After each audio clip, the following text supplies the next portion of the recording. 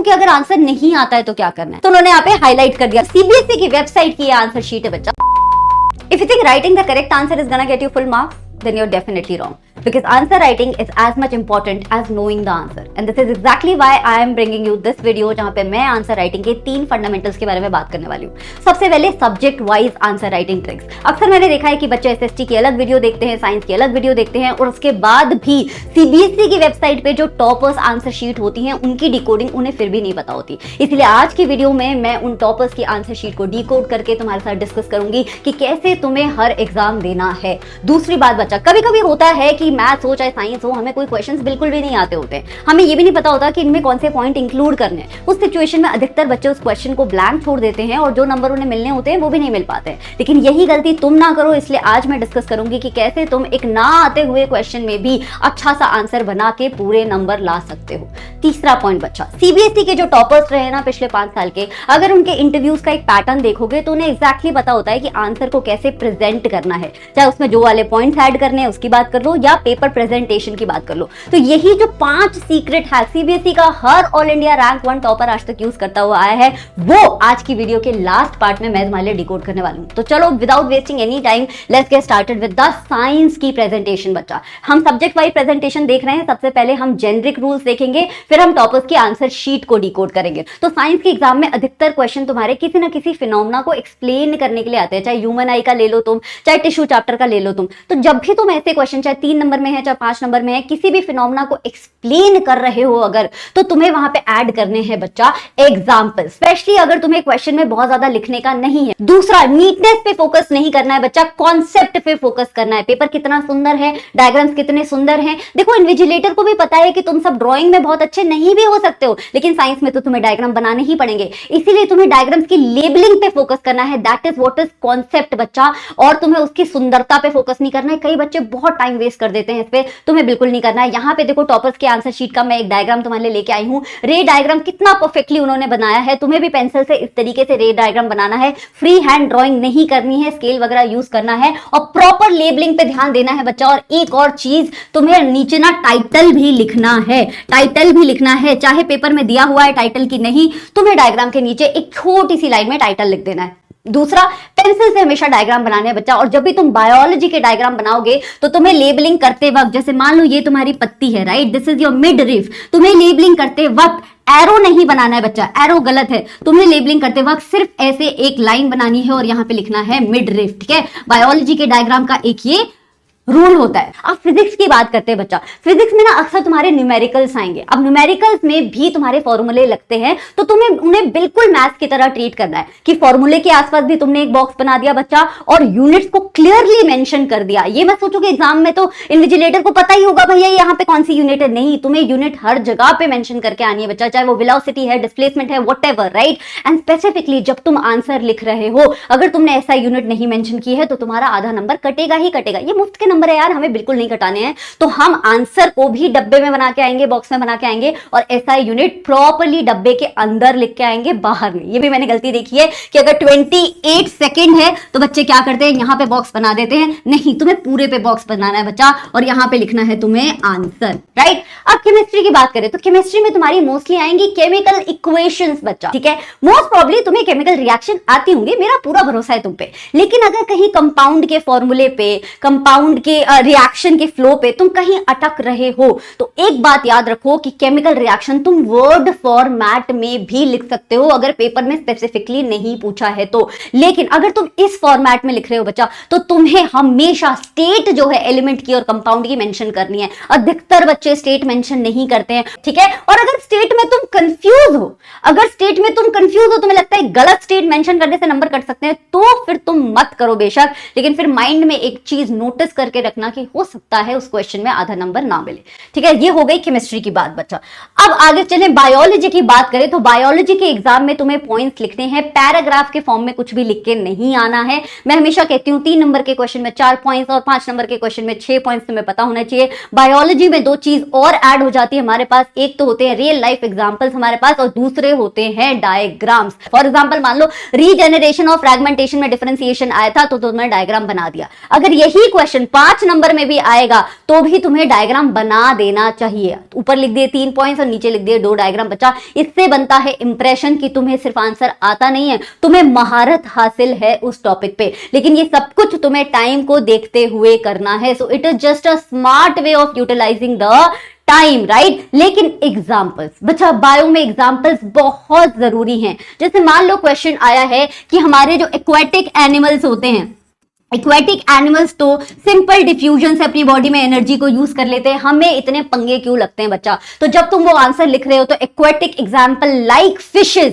इतना छोटा सा अगर तुम एक वर्ड लिख दोगे तो उससे अलग इंप्रेशन पड़ता है और ये तुम्हें करके आना है। अब देखते हैं हम टॉपर की आंसर शीट। अगर तुम यहाँ पे देखोगे तो सीबीएसई की वेबसाइट की आंसर शीट है बच्चा। तो यहाँ पे टॉपर ने सेक्शन नंबर ए दिया हुआ है। देखो तुम्हारी दोनों साइड क्या आएंगी जी, हमारी 2 मार्जिन ऑलरेडी ड्रॉ करके आएंगे। लेकिन बोर्ड एग्जाम के आंसर शीट में जो मार्जिन है ना वो बहुत चौड़े नहीं आते हैं, 1 इंच इधर 1.5 इंच इधर, इतने ही मार्जिन आते हैं। लेकिन अगर तुम्हें अपने रफ वर्क के लिए थोड़ा ज्यादा मार्जिन चाहिए तो इस टॉपर बच्चे की तरह तुम क्या कर सकते हो, मार्जिन के इस साइड एक और टेम्परेरी मार्जिन भी ड्रॉ कर सकते हो अपनी साइड से, जहां पे तुम क्या करोगे, अपना होमवर्क करोगे, जिससे तुम यहां पे नीटली अपने आंसर लिख सको। ठीक है, तो ये बिल्कुल अलाउड बच्चा, इसमें डरने की बात नहीं है। लेकिन तुम्हें आंसर शीट में बिल्कुल भी ब्लैक पेन यूज नहीं करना है, सिर्फ शार्पेंड पेंसिल, और आपका इतनी शार्प मत करना कि पेपर ही फाड़ दो, लेकिन सिर्फ शार्पेंड पेंसिल और सिर्फ तुम्हें ब्लैक ब्लू पेन यूज करना है। अगर जेल पेन यूज कर रहे हो तो मेक श्योर कि वो वाला जेल पेन हो जो वाटर प्रूफ है। तो हमेशा से ब्लू पेन और पेंसिल।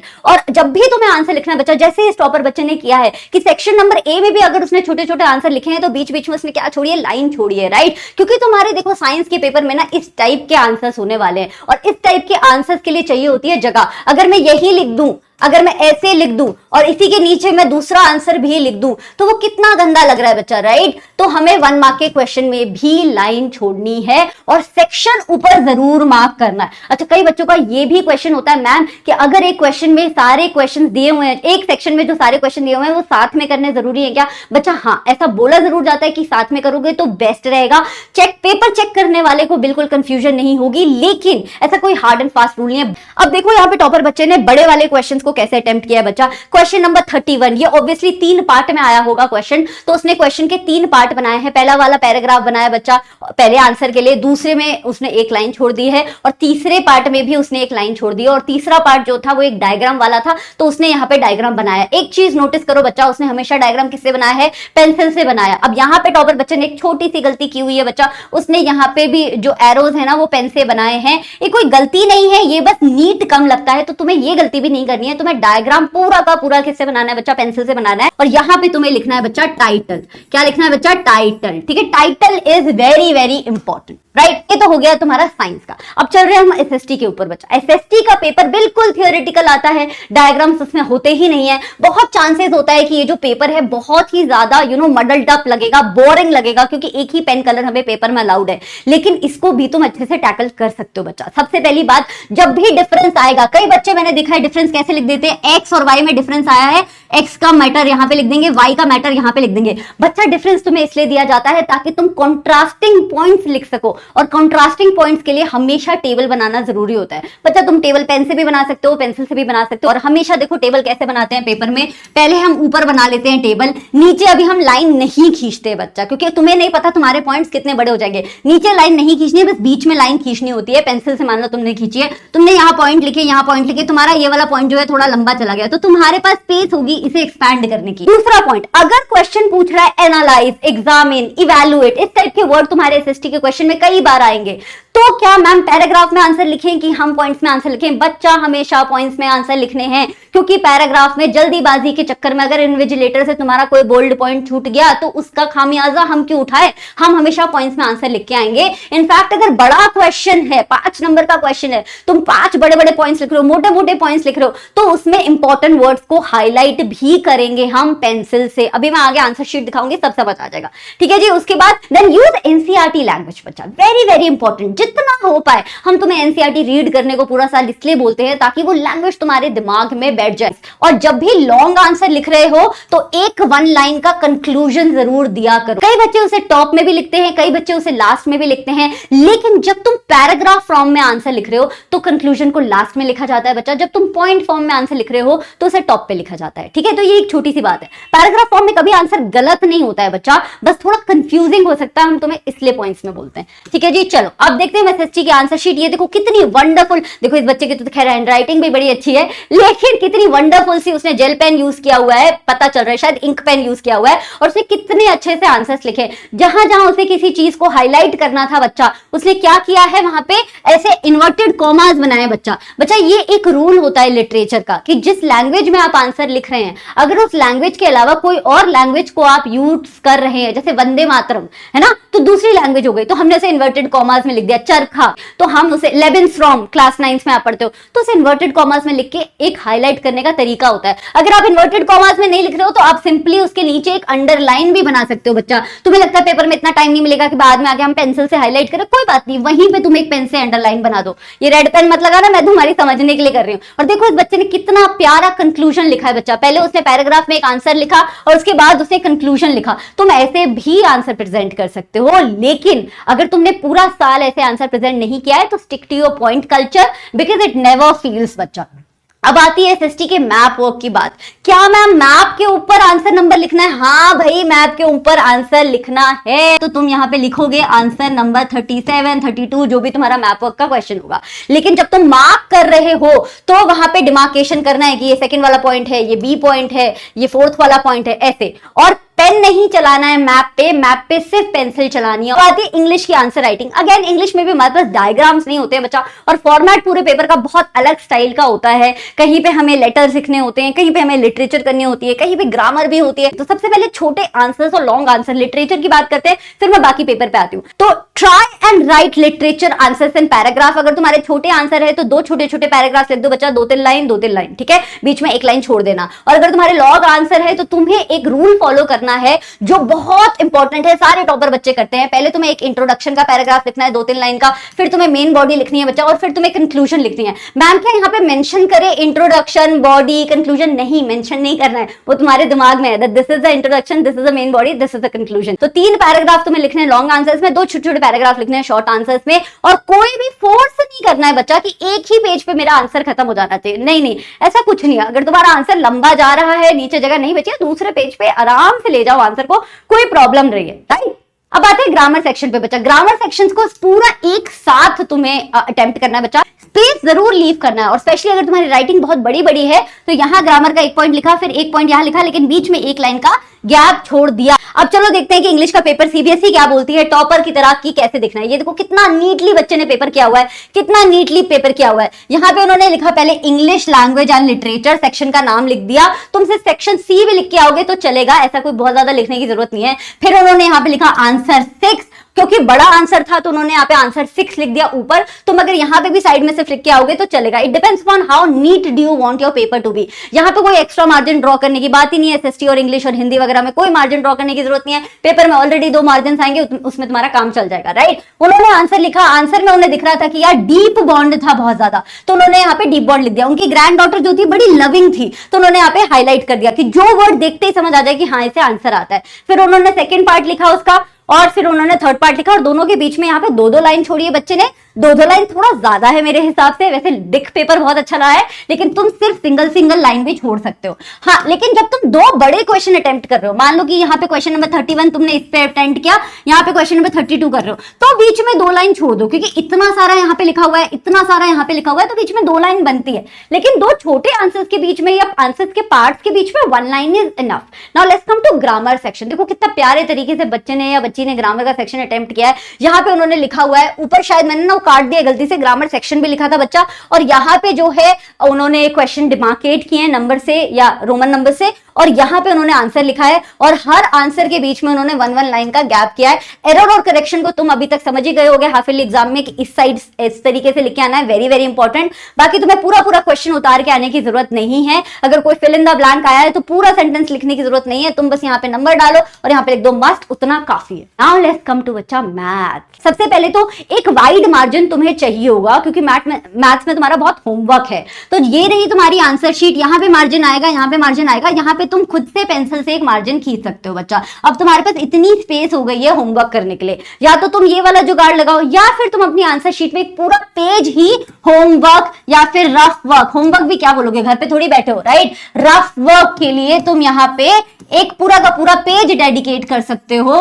वो पेज जो है पूरा चेक ही नहीं होगा, फिर इन्विजिलेटर उसमें दिमाग ही नहीं लगाएंगे राइट। तो इस टाइप से दोनों में से कोई एक चीज कर सकते हो, दोनों मत करो यार, दोनों में से कोई एक चीज कर लो। नाउ आंसर जब लिखते हो तो तुम्हें एसआई यूनिट्स का ध्यान रखना है, क्वेश्चन में सारी चीजों की एसआई यूनिट मैच हो रही है कि नहीं। कभी कभी कोई किलोमीटर में दिया होता है, साथ वाली जो आइटम होती है वो सेकंड में दी होती है, तो मीटर में कन्वर्ट करना है उसे, कि इसे आर में कन्वर्ट करना है, वो सब तुम्हें पता ही है मैथ्स में। तो एसआई यूनिट को एक बार मैच कर लेना, आंसर जब लिखना हो तो फॉर्मूले को बॉक्स में बना देना, फाइनल आंसर को भी बॉक्स में लगा देना और आंसर के साथ एसआई यूनिट। जो फिजिक्स के रूल हैं वो ये मैथ्स में चलते हैं। दूसरा, जब तुम ज्योमेट्री यूज कर रहे हो, ग्राफ यूज कर रहे हो, तुम्हें सिर्फ और सिर्फ पेंसिल यूज करनी है बच्चा। नो ब्लैक पेन तो पूरे पेपर में नहीं अलाउड है, no blue pen also. Question number तुम्हें अपना ग्राफ पेपर पे भी लिखना है बच्चा, और ग्राफ पेपर को जब तुम्हें मैथ्स में अटैच करना है तो लास्ट में नहीं करना है। बच्चे क्या करते हैं, ये रही उनकी आंसर शीट, ये रही उनकी सप्लीमेंट्री शीट, इन दोनों के बीच में ग्राफ पेपर घुसा देते हैं। नहीं भाई, वो फटने के सबसे ज्यादा चांसेस होते हैं। तुम्हें अपनी मेन आंसर शीट के बीच में ग्राफ लगाना है बच्चा, सिक्योर तरीके से ग्राफ लगाना है, ठीक है। और लास्ट के लिए मत छोड़ना प्लीज, 10 मिनट से पहले, पेपर के 10 मिनट से पहले ग्राफ अच्छे से टाई कर लेना, इट्स वेरी इंपॉर्टेंट बच्चा। और अगर डायग्राम बहुत कॉम्प्लेक्स है, अच्छा ये भी होता है बच्चों का क्वेश्चन, मैम जो पेपर में डायग्राम दिया हुआ है, क्वेश्चन में डायग्राम दिया हुआ है, क्या वो डायग्राम हमें ड्रॉ करना है। जैसे मान लो सरफेस एरिया एंड वॉल्यूम का कोई क्वेश्चन कर रहे हो राइट, और डायग्राम दिया हुआ है, तो ऑब्वियसली जब तुम आंसर लिख रहे होगे तो तुम्हें वो डायग्राम साइड में बनाना है। वो तुम्हारी कैलकुलेशन के लिए भी बहुत इंपॉर्टेंट है, क्योंकि तुम वहां पे क्वेश्चन पेपर में थोड़ी बार बार मार्क करते रहोगे राइट। सो यहाँ पर तुम्हें डायग्राम बनाना है, लेकिन अगर जो पेपर में क्वेश्चन में जो डायग्राम दिया है वो बहुत ही कॉम्प्लेक्स है और तुम्हें लग रहा है इसको तो बनाने में भी बहुत टाइम लग जाएगा, तो फिर तुम लाइट भी ले सकते हो। अब देखो यहाँ पे टॉपर बच्चे ने कैसे आंसर शीट प्रेजेंट कर रखी है। यहाँ पे उन्होंने पेंसिल से पहले डायग्राम बनाया और उसके जो कोने हैं उन्होंने किससे बना दिए हैं, आपके पेन से बना दिए हैं, डायरेक्शन भी बना दी है। यहाँ पे उन्होंने दे दिया कि क्या क्या गिवन है, फिर उन्होंने प्रूफ कर दिया, फिर उन्होंने प्रूफ कर दिया। कितना अच्छा है, उन्होंने पहले दे दिया कि क्या डेटा हमारे पास क्वेश्चन में गिवन था, क्या हमें प्रूफ करने को बोला हुआ था और हमने प्रूफ क्या दिया उसका राइट। और प्रूफ के बीच में एक एक लाइन छोड़ी हुई है, और फिर अपना जब प्रूफ दे रहे हैं वो तो उन्होंने कोई लाइन नहीं छोड़ी हुई है। तो इस तरीके से तुम्हें आंसर लिखना है बच्चा, और आंसर नंबर तो मेंशन करना ही है, वेरी वेरी इंपॉर्टेंट। तो दिस वाज मैथ्स बच्चा। मैथ्स में ग्राफ पेपर पे ज्यादा ध्यान देना कि वो नीट दिखे, बार बार उसमें रब करने की जरूरत ना पड़े, और उसे अच्छे से सिक्योर करके आना। You won't believe, more often than not graph paper गुम जाते हैं और फिर टीचर्स आपको मार्क्स नहीं दे पाते हैं, ठीक है। नाउ पेपर अब आपका ऑलमोस्ट आपको समझ आ गया है कि अटेम्प्ट कैसे करना है, लेकिन कभी कभी जब क्वेश्चन नहीं आते हैं, जब हमें समझ ही नहीं आ रहा है कि क्या लिखें, हमें तब क्या करना है, लेट्स डिस्कस दैट बच्चा। If you don't know a chemical reaction, let's say chemistry में आपको केमिकल रिएक्शन नहीं आ रही है राइट, आपको नहीं पता कि उस एलिमेंट को कैसे लिखना है या उस कंपाउंड को कैसे लिखना है। आप वर्ड में केमिकल रिएक्शन, आपको मोटा मोटा पता है कि रिएक्शन में होगा क्या, लेकिन आपसे वो इक्वेशन के फॉर्म में लिखी नहीं जा रही, आप वर्ड रिएक्शन लिख के आ जाइए, ठीक है। दूसरा, फ्लो चार्ट बच्चा। अगर आपके पास टाइम बहुत कम है, इंफॉर्मेशन बहुत ज्यादा है, आप फ्लो चार्ट बना सकते हैं। कैसे भाई, मान लो आपसे पूछा गया है कि श्रीलंका की पॉपुलेशन कैसी थी, आपने यहाँ पे लिखा श्रीलंकन एथनिसिटी। क्या लिखा आपने, श्रीलंकन एथनिसिटी राइट। आपने यहां पे बना दिया फ्लो चार्ट बच्चा। आपने बोला भैया 74% लोग जो हैं वहां पे क्या थे, सिन्हालीज बोलते थे, और 18% लोग जो थे वहां पे तमिल बोलते थे राइट। आपने तमिल के नीचे फर्दर डिमार्केशन बना दी, भाई या तो इंडियन तमिल थे या तो श्रीलंकन तमिल थे। इस एक फ्लो चार्ट से मैम क्या नंबर मिल जाएंगे, 100% मिल जाएंगे। मटेरियल कंसेप्ट के नंबर होते हैं, कैसे कॉन्सेप्ट प्रेजेंट हो रहा है उसके नंबर नहीं होते हैं। तीसरा बच्चा, एमसीक्यू में जब तुम अटको, तुम्हें नहीं समझ आ रहा है यार इसका आंसर क्या है, तो एक हैक बताती हूं मैं। अक्सर जो मेन आंसर होता है, जो सही आंसर होता है, उसके अंदर एनसीईआरटी की वर्डिंग इंक्लूडेड होती है बच्चा। तो पहले अगर बिल्कुल समझ नहीं आ रहा है तो खुद से ऑप्शन एलिमिनेट करो। ऑप्शन एलिमिनेट करने के बाद अगर तुम 2 या 3 मैक्सिमम 3 एमसीक्यू के ऑप्शन पे अटक रहे हो, तो देखो कि यार एनसीईआरटी की वर्डिंग्स कहां पे लिखी हुई हैं. That would be your answer more often than not. चौथा पॉइंट बचा, टाइम अच्छे से प्लान करो, एक section wise broad term plan. में ये नहीं बोल रही कि हर क्वेश्चन को घड़ी देख देख के करो कि 2 मिनट में खत्म करना है, 3 मिनट में खत्म करना है, फिर तो पेपर ही नहीं हो पाएगा. लेकिन हाँ, ये जरूर पेपर देने से पहले जैसे ही तुम्हें आंसर शीट मिली एक बार सोच लो, अच्छा ठीक है सेक्शन ए को मैं 1 घंटे में करने वाला हूँ, सेक्शन बी पे मैं 30 मिनट दूंगा, सेक्शन सी पे मैं इतना टाइम दूंगा, so that you have you know some landmarks. फिर तुम्हें बस 1 घंटे में देखना है कि अच्छा मैं अभी 5 मिनट पीछे चल रहा हूँ, I need to speed up. वरना क्या होता है, पूरा पेपर खत्म होने वाला होता है और तुम्हें पता चलता है कि एक सेक्शन पूरा बचा हुआ है या 3-4 क्वेश्चन ही बचे हुए हैं. तो ये गलती नहीं करनी हमें. और never leave an answer blank. बच्चा, अटेम्प्ट करने के भी नंबर होते हैं, एक्यूरेसी के तो हैं ही, एक्यूरेसी के तो फुल मार्क्स हैं, लेकिन अटेम्प्ट करने के भी नंबर होते हैं, तो कभी उसे खाली नहीं छोड़ना है. और अब मैं बताती हूं कि अगर आंसर नहीं आता है तो क्या करना है. मान लो क्वेश्चन में कोई ऐसी चीज पूछी हुई है जो तुम्हें समझ ही नहीं आ रही है कि इसमें क्या लिखेंगे, ठीक है.